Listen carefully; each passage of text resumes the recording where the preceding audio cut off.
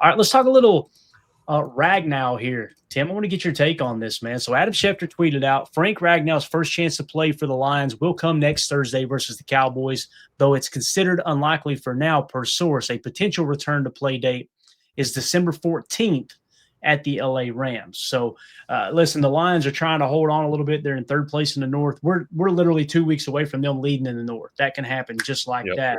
But if they drop another game or two, Ragnow may look up and go, I ain't coming back for this, right? Just to not make the playoffs. So that's kind of where we're at when you look at all these teams that are bunched together. It feels like whether it's the Lions, the Packers, or the Bears, either of those teams, if they lose 3 games instead of just 2 from here on out, probably going to miss the playoffs with the way that NFC is shaking out. But what do you think about this with Ragnow, man? Because like Schefter had pointed out before, 4-time Pro Bowl center Frank Ragnow is coming out of retirement to return to the Lions. I mean, you're talking about a guy that was grading out top 3 offense or top 3 center in the league, if I remember correctly, in terms of PFF, man. What do you think about this? Yeah, I think it's a sign of the times, right? Look at Detroit. They're not immune to the injury bug. I mean, it's all hands on deck. They got Ragnow coming out of retirement, for crying out loud. I wonder how that worked out with the negotiations, or if that was just something where, he saw his former team, struggling on that O-line and said, hey, I still got my helmet and my pads. I haven't been away that long. Let's get back and try and help out. But it's true. I mean, we're getting down the stretch here. Nobody's immune to injury in the NFL, right? Everybody's banged up in their own right. Look at the injuries we're dealing with, both sides of the ball, and Detroit is no stranger to that either. So I think that's a sign of the times, right? They're looking for all the help they can get there, and I don't blame them. I mean, they've got some tough ball games, including this one tomorrow, and you saw the way our defensive front played, against Minnesota. Why not? I mean, you got banged up centers and guards on your O-line. It makes sense that Mr. Ragnow is going to come back and make another go of it. And, even a guy like that at, 80 to 90% is still probably better than the other options that they have right now. Yeah, and as Ron Sample points out here in the chat, Ragnow graded as a top center with multiple injuries all at once. He was completely banged up that final year. I think that's one of the things that kind of led him to, obviously going ahead and stepping into retirement. And this has been a big talking point on X today as 2-0 for this says, bring back 69 in response. Bring back Bach, right? Let's bring back Bach Tiari. D-Bach's like, I ain't playing on that turf. Forget about it. Ain't happening. And Elijah Gwynn said, TJ Lang want to come back for us, ? TJ Lang actually tweeted that out, didn't he? He said something like, I can't remember what it was he said. It was a decision coming up or something. I can't remember how he worded it, but he kind of made a little joke, which TJ Lang was a fun guy to watch, man. I hate that he's kind of tied to the Lions too, Yeah.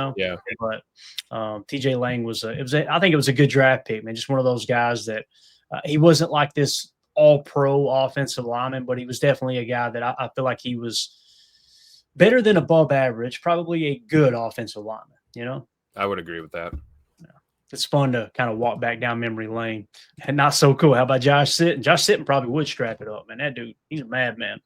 I remember when they cut him. They just cut him. What was in the preseason, Tim, or was it early in the season? I was shocked. I think it was going into the season. Yeah, it was preseason. Yeah. I was like, what? You just cut a former Pro Bowl guard? Nobody expected it. It just came out of nowhere. And no one will reveal the details, but I've heard on Wildy and Tausch before, they talked about stuff going on behind the scenes with no details. So I imagine he went in there, was upset about his contract, maybe said something, and they were like, yeah, you know what, let's just move on. And next thing you know, did he suit up for the Bears? Did he suit up for the Bears? Am I thinking right? Sitton? I think so. Where did Sitton play, guys? Let me know in the chat. I'm trying to remember. Where's Bates when you need him? Come on, Jamie, help us out. Yeah, exactly. Did Josh Sitton play for the Bears? Why am I remembering that way? That's horrible if that wasn't the case. So let's move it along here as they look that information up for us. Shout out to our buddy Rob Westerman over on X. The Packers have released kicker Lucas Havrasik. All right. Yeah, here we go. Bates is in here. Let me look. We jump got back it. Here. Bates says September 3rd, 2016, Sitton was released by the Green Bay Packers in an unexpected move. And then on September 4th, 2016, Sitton signed a 3-year contract with the Chicago Bears for $21.7 million and $15 million guaranteed. So there you go. Thank you, Bates. I was thinking I remembered that. So Lucas Haversick has been released. All right. Haversick holds the franchise record for the longest field goal, the 61-yarder he nailed against Arizona earlier this season. Thank you, Lucas, says Rob Westerman. And it's wild, Tim, that so many fans just wanted to throw Brandon McManus to the side and say, hey, Lucas Haversick's the kicker now. We need to, and it's easy to fall into that. I've fell into those type of conversations many times. But the reality is he's kicking in practice. They know what he's doing in practice. They know what Brandon McManus is doing in practice. And they went with the guy not only who has more experience, but was definitely he was obviously making more of his kicks than McManus or than Haversick was here. And I like what Coach Lynn says here, back to teaching. Yeah. Yes, sir. Hey, how about that, though, Tim? Just hop out of the classroom, break one of the most storied NFL teams, franchise record for the longest kick, and then just go right back in the classroom. Pretty cool. Yeah, not bad for a substitute teacher, right? Arguably the greatest kicking substitute teacher in the history of substitute teachers, right? That'll be a cool story for the class when he's back teaching. But you never know. He could get, picked up on a practice squad. He may end up on our practice squad again at some point in time. We don't necessarily know yet. Just roster moves. And I'm with you, Clay. We'll always remember the 61-yarder. Ice water in the veins, booted the hell out of it. Probably would have been good from 63 or 64 even. But hey, that's one huge kick, and he did a great job filling in when we needed him. But down the stretch, bottom line, the reason we extended McManus and brought him here in the first place is that experience. And that's the guy you want kicking the football for you when you're making a playoff push, for sure. Absolutely, man. There's no doubt about that. And again, I think he was good for his role there, right? And we'll see if he gets picked up somewhere else. I know there's people in the chat that I love what Elijah Gwynn says here. Can't wait for that bar trivia in 20 years. Who holds the record for the longest kick in Packers history?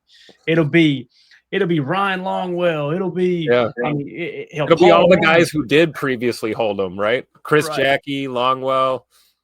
And then when they say Lucas Haversick, somebody's going to get mad and they're going to owe somebody a beer over that, I promise you. So Mommy says, thank you for the contributions, Haversick. Yes, they're going to say Lucas Haversick and everyone's going to go, who? That's exactly right. Exactly right. I'll tell you what else we're saying who to, by the way, is this guy right here, Will Shepherd. That name sound familiar, Tim? Here's a guy, Colorado Buffalo. Yeah. Most people, I was reading a tweet here from Willie Shepard says, I don't know anybody who demonstrates more perseverance than Will Shepherd. Most people don't know all the twists and turns of his journey. He is so deserving. Hello, 53-man roster. So he was officially signed to the 53-man roster roughly 4 hours ago. And, of course, right on the money here, Dara Carragher pulls up, goes to the tape and says, Will Shepherd's last snap as a Packer from this preseason. Now we wait and see if he'll be back there tomorrow. As you can see here rolling the tape, that was him returning a punt in the preseason this year. And see how he did here, man. So takes it, bounces it outside, picks up a little block, a little half-ass block there. We'll take it, though. Decent return. Tim, do you think this is why they signed him? Do you think who's been doing the punt return? Romeo Dobbs, right? Yep. Who's been doing the kick returning? Savion's out. I wonder if they got Will in here. I wonder if they got Will Shepherd in here to return kickoff and possibly be a backup punt returner behind Dobby, maybe something like that. Maybe Savion is the backup punt returner and you're kind of covering your bases. How do you see this, man? I agree. I think back to our training camp coverage, and I was fired up when Will Shepherd, was signed to the practice squad. And I think it's plays like this that earned him that spot. And he's got really good hands. He's got the right attitude, great work ethic, promising young receiver. So I think, he's active, and he probably will be a return guy. I mean, you think about, Savion being out. Yeah, who are you going to put?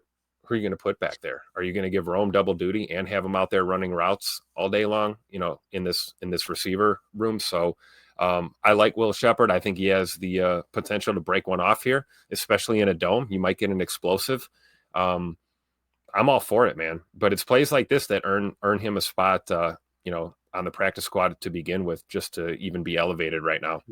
Right. And we had, I think, a 7th-round grade on him on our draft board, if I remember correctly. But I know there was other people that were very, very high on Will Shepherd, very high on Will Shepherd. He had a couple of metrics in college that really popped, if I remember correctly. Yeah. So. And you think of all the players on, that were on the draft board out of Colorado. He kind of got overshadowed, I think. Yeah, I agree with that. All right, so moving along, before we get into a little defensive talk, let us know if you're watching this video back later. Let us know in the comments what you think about Ragnow coming out of retirement. Also, the roster moves. Do you agree with him letting Haversick go? Are you okay with McManus kind of being the only kicker on the roster moving forward? And how do you feel about the addition of Will Shepherd? Man, how cool would it be if Will Shepherd goes out there tomorrow and returns a kick for a touchdown or something? That would be absolutely awesome. And then he would go back to teaching. He doesn't teach him. Just kidding. They cut him loose in a couple weeks, right? So anyway, let us know in the comments what you think about that. And make sure you hit like, subscribe, and click that bell icon so you're notified when we go live here in the future. All right, let's move forward, boys and girls.